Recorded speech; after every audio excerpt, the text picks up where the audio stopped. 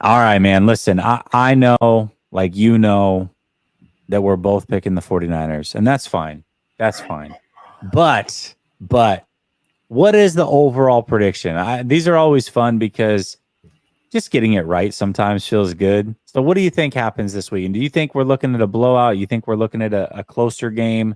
What's your overall prediction, and how do you see this thing going down on Sunday? Yeah, I was looking. I was trying to look at what the spread is and the over. I think Under. it's 2 touchdowns. It's very, very, very. It's a bit. Actually, you know what? I'll look at it right now. 49. Actually, yeah, 49ers, Oh, Commanders spread yeah, spread. 13 and a half points. Okay, so That's a lot in football. I don't care who you're playing. That's a lot of points. But I, okay. I I know it's a lot, but it's December as well. Yeah, it's December. Um, you know, this team is about done. They may have even given up to an extent. I would probably take that a little bit over, to be honest with Okay. you. I just don't feel. I just like I said earlier. Now you're going to have people are excited about the Jacoby thing. Like I think, okay, so now who do you guys have? Is it Steve Wilkes, the Yes, it coordinator? works. Yes. Yep. So Steve, he's going to look at Jacoby the last couple quarters he played. They're actually going to game plan for Jacoby. So Yep. it's not going to be a prevent defense. Jacoby's going to see blitzes. He's going to see stuff he hasn't seen in probably at least a year when he played Hmm. for Cleveland. I think it's going to be a little bit of a shell shock for him. You know what I'm saying? And he's going to come back down to earth. So you're going to have that part in adjusting with EB and that offense. And then you're going to have the defense, is just defense, right? I mean, unless they play out of their minds, they're going to get rocked. So yes, I'm 13 points or more is absolutely is going to be what I expect it to be. But I do see Jacoby and EB working together and actually putting up some points. I don't think they're going to be completely bad. I just think that when the 49ers defense is they're locked in, that's a very. I mean, you guys are. I think the only weakness you correct me if I'm wrong. The only kind of real weakness you may have a little bit is in your secondary. And so maybe you may see Terry go off a little bit, or Jahan Dotson, our slot receiver, to go off a little bit, or second receiver. So maybe, but I just don't see it happening, man. Man, they're on two separate trajectories as an Yeah, organization. You know what I'm saying? So, they are. They are. but it's the NFL, like you said, like any given Sunday, guys, you surprised. So yeah, but that's like a very low probability.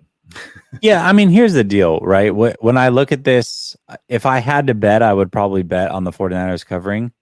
But it's one of those things where I'm nervous that they don't, 13 and a half is a lot in the NFL. It's like when you see these teams in college and it's like, okay, Alabama's favored against some crap team by 60 points. You're like, yeah, of course they're going to cover that. But then when you lay the bet, you're going, 60 points? My 60 God, points. man.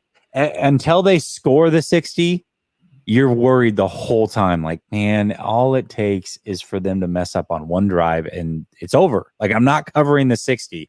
So that's kind of where I'm at with it. I Right. do think that the 49ers do win. I think they win going away, mostly because the offense is going to be able to put up the points. I'm going to say 37-17 49ers win this game, and hopefully resting a little bit early and getting ready for a big game in week 18 against the division rival against the Rams. But yeah, man, I think the 49ers do cover, but if I laid that bet, I wouldn't feel great about it until I actually saw it. So That's a safe bet. I mean, like, yeah, like yeah. I would agree with you on that. And plus, you guys want to stay healthy. Is Trent Williams playing this year? I mean, this week, or you don't know? He's questionable, Okay. and but he did practice today on a limited basis. I think that's the biggest thing, really. I mean, what we're looking at here is a game Healthy. that they should win, but can they stay healthy? That's the game right now. It's the game within the game. You're 2 weeks away from the playoffs. You need to be healthy. You need to be at your best, and that's what we're hoping for. Hopefully, everybody can stay healthy this week. That's really the big win. That's the big win. Yeah, I mean, to me, you guys got bigger picture situation going on. So you just want to get out of here healthy and with a win versus the opposite. So So yeah, I just can't. I cannot see a scenario where the Commanders actually pull out a victory. Because of the defense. I just in defense, you just can't fix that. Like you're not doing anything to fix that against a Kyle Shanahan offense. So now, Yeah, I guess I mean, I feel good, but I do have to admit that this is similar to when the 49ers lost to the Browns and they were getting ready to play Minnesota. And we knew that who's the really good Jefferson. We knew that Jefferson was out, and it was like, I mean, come on, Minnesota's defense can't stop anybody. Jefferson's out. The 49ers got their wake up call last week. There's no way they're losing to Minnesota. And then it was like, okay, I guess they just lost to Minnesota. You know what I mean? So, I mean, it's not quite that, but there is some of that hesitancy there where it's like, yeah, I've felt this confident before and it didn't work out too well. So, I mean, for those who don't know, I mean, so going into this season, I think most fans had the Commanders are like, between 9 and 11 wins. And primarily because you had, remember last year they won, I think they won 8. No, they went like 7 and 7 and 10 or something like that. Mm-hmm. So you add EB, you think you have a better quarterback because we had Carson Wentz last year and Heineke, and then you say our defense was top 8 last year. So if they just stay on that trajectory, they drafted Emmanuel Forbes. The logic and the logic would tell you, oh yeah, we could do like 2 more wins, 3 more wins. Yeah.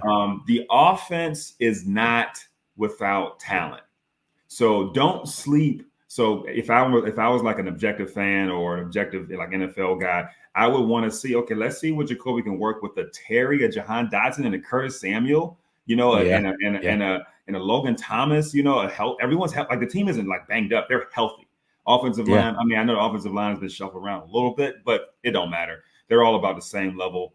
So the team and B-Rob, as you said earlier, if he's healthy, and if not, Antonio Gibson, he's kind of a decent player. So like the team is not without talent, you know what I'm saying? But the problem is under center. So you don't really see it, you know what I'm saying? But if Jacoby happens to like execute EB's offense, like watch out. Like it may be a little bit of like you may get nervous in the first quarter. You're like, oh wait a minute, it's 7-0. Why?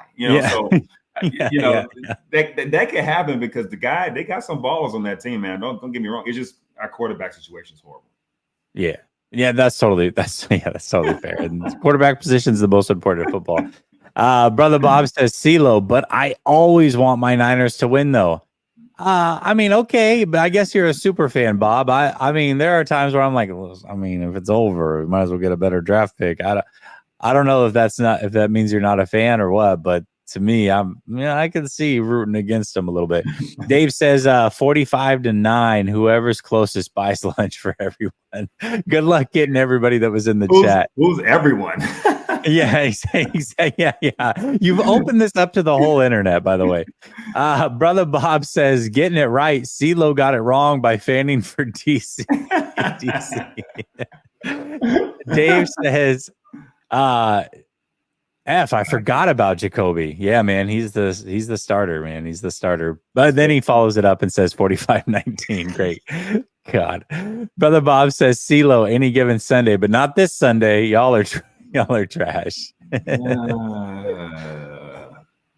And Dave rounds it out and says, good point. Are new guys playing? Are you talking about for them or who? I don't know. Yeah, I think for the Commanders, there's like very little. Like I said, they're a relatively healthy team. The offensive line, like we lost our center. We actually saw our starting center, Nick Gates, who used to play with the Giants last year. He got demoted for performance, not because of injury. That guy, his backup, got injured, and so he's back in the lineup. And then, you know what I'm saying? And then our left tackle, he is injured, but in my personal opinion, or fan opinion, I think our backup left tackle is better than our starting left tackle. That gives you an idea of the state of the offensive line, by the way. So not great. That's why I said, but the team is, other than that, the team is healthy, man. All these Terry, John, like all these guys are healthy. Like, so they do have talent.